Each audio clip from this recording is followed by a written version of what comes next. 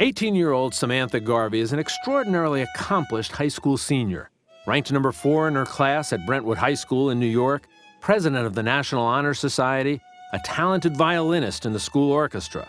But in the winter of 2012, she was also homeless. How did that happen? Last year, my parents were both involved in an automobile accident, and I mean, they're fine now, but at the time, they were both on disability leave for a little bit, and then my father had to return to work immediately because we had little income coming in, and my mother, she wasn't able to because she just had a hard time. By the end of last year, on New Year's Eve, we had just fallen so behind on our rent that we were asked to leave. We were evicted from our home. And where'd you go?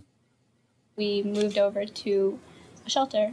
It was in that homeless shelter that she received the news from her teacher and mentor, Rebecca Grella, that would dramatically change her life. Samantha had been named a semi-finalist in a prestigious national science competition for her research in marine biology. She was acting really weird over the phone, and she kept saying, "Hold on a second," and she was asking me, "Can I come get you?" I said, "No, I'm homesick." And she was like, "Okay, can I visit you?" And I was like, "No," because at the time where I was living, I wasn't allowed to have any visitors. And then she finally says, "Do you know how much I love you?" And I said, "No."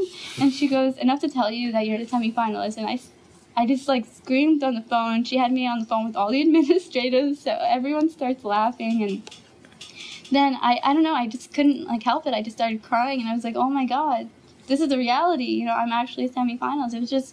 It felt like such a great accomplishment, working really hard and having long days in the lab and 3 years worth of work finally paying off, Do you remember when you first said to yourself, "You know what, this science stuff is pretty cool"? I've always really been interested. Just when you love something, you have really no explanation for it, it's your passion. My dad tells stories of me wanting an aquarium in the backyard, and I had to be pried off of the TV because I was watching National Geographic or Discovery Channel. And so this is when you were young? Yeah, definitely. A little kid. Instead of playing outside, I wanted to watch coral reefs and dolphins and all these crazy documentaries. How do you make them think, "You know what, science is pretty cool"? The same way a football coach, let's take any football coach, goes out and says, "Listen, I want you to be on my first string, and I want you to play on my team." What'd you think about her and about this idea of getting plugged into this very serious science pursuit?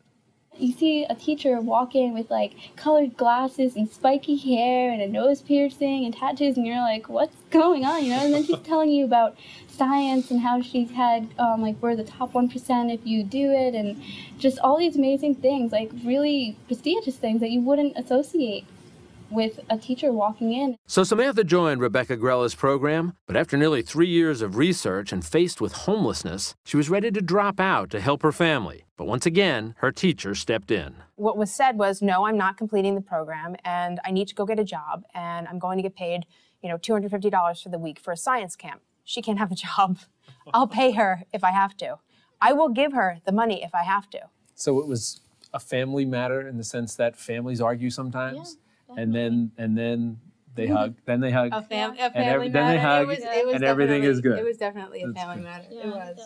So Samantha stayed in the program, and fueled by the power of education and an inspirational teacher, was named a semi-finalist and embarked on a journey that took her from a homeless shelter to the White House.